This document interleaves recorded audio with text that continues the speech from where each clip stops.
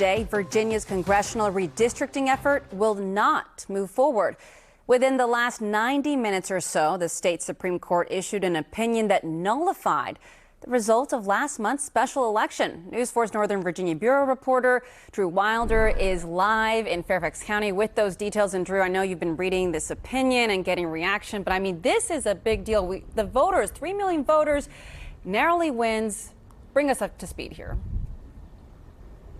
I mean, this is a massive win for President Donald Trump and Republicans across the country, because now Virginia's Supreme Court has said that Virginia will not be allowed to participate in this wave of mid-decade redistricting that's been taking place across the country. Remember, it was President Donald Trump who started this party when he called on states like Texas, North Carolina, and Missouri to try to give Republicans an edge in the upcoming midterm elections.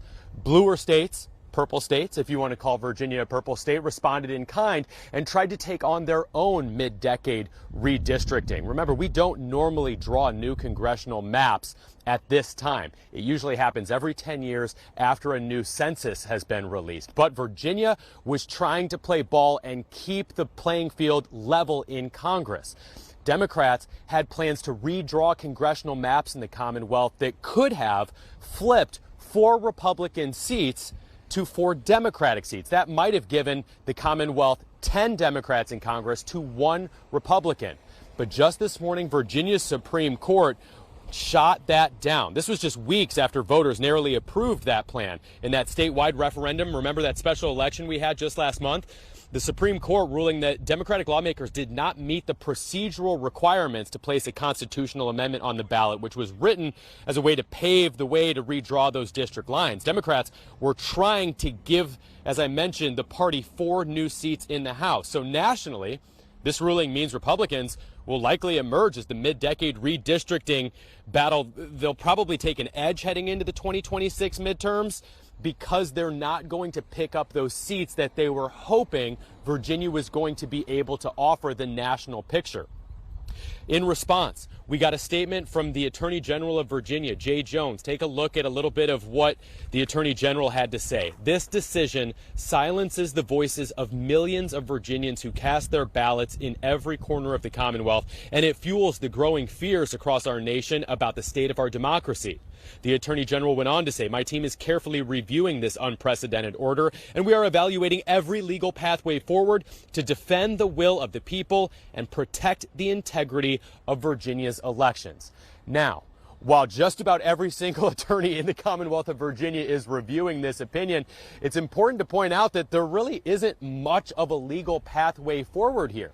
I was actually just talking with an attorney who explained that because this is a Virginia state constitution issue, there likely isn't any avenue to take this to the U.S. Supreme Court. Democrats might not find much grace from the current U.S. Supreme Court makeup anyway, but this isn't a U.S. constitutional question. This is a Virginia constitutional question. So this might very well be the end of the road, and there's really only a couple of months left before the midterm elections anyway. So if something is going to be challenged legally, it would have to come really, really quickly. Wow. Okay. And, you know, Drew, I know it's a bit windy over there, but before you go, I want to hear about this. So we don't seem to hear many of these kinds of rulings from the Virginia Supreme Court. So is this ruling on the redistricting election in Virginia perhaps partisan leaning at all with this decision?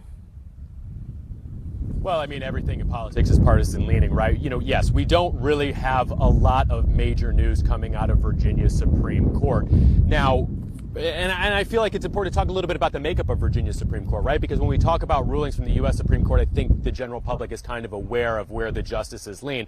So Virginia has a pretty interesting way and pretty unique way of selecting its Supreme Court justices.